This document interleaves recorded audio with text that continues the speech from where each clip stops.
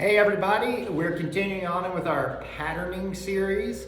So first week, we talked about where rotation comes from and how the lead arm works. So as a review, rotation comes from my chest, my tummy, and my hips equally, and my left and lead arm, belly of the forearm, and palm stay really generally towards your head.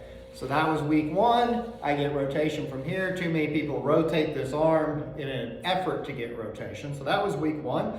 If you missed it, go back and look at it. Week two, we talked about shoulder patterning.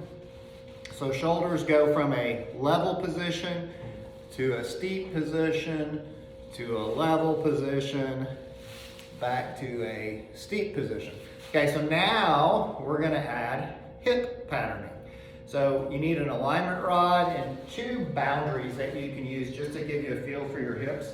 Too many people don't know how to use their hips, and they kind of bounce back and forth between these two, my boundaries here, my chairs. And a lot of it's because people talk about weight shift. I need to get to my right side and to my left side, and nobody really knows how to do it correctly. So we see so many people like, okay, I'm gonna get to the right, and they bump over here. And if you're a baseball player, you're kind of trained to kind of preload over here. That's one of the 3 baseball moves that you have to get rid of to play golf. So if you're a former baseball player, still play baseball, this preload's a bad idea for golf. Okay, so hip patterning. What we want to do is take this alignment rod and put it across our waistline. And as I take my backswing, you want to do the same pattern we had with our hips, which is they're going to go from steep to level to steep. So as I go back, you're going to see my left hip go forward, left hip goes down. And as those are going forward, it pushes my right hip around.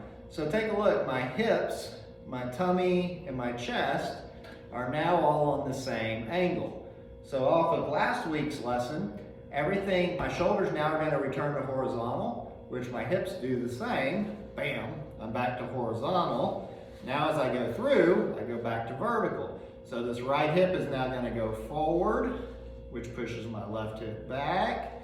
And then I go around the corner, and then there's my finish. And now my hips, my tummy, and my chest all are on the same angles. And that's how you maintain spine, that's how you maintain posture, that's how you maintain your center of gravity.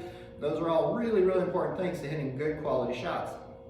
Too many people don't talk about the proper hip patterning. They talk about clearing the hips, which is true, but not. So what we want to see in your hips, and this is really important, I talk to the people about this all the time. When I take my backswing, it's really this left hip going forward. Watch this alignment rod. See how it goes forward on my left side? That pushes my right hip back. So I can pull this right hip back, which we'll see sometimes, but my left hip gets stuck, or we'll see the hip slide in these directions.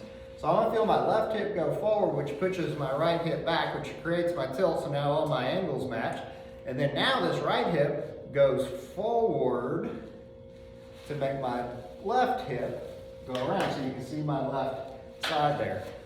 So take a look at this. This is always one of my fun things to look at, is when you're looking at people's feet, especially in downswing, the right foot should never cave in if you're a right-handed golfer. Your right foot actually goes this way, so it never caves into the inside. So when I take my backswing, I'm out on my left toe, right heel. As I go forward, you're gonna see everything transfers out to my pinky toe of my right foot, and that's what gets me around the corner to the left. So there's my finish position.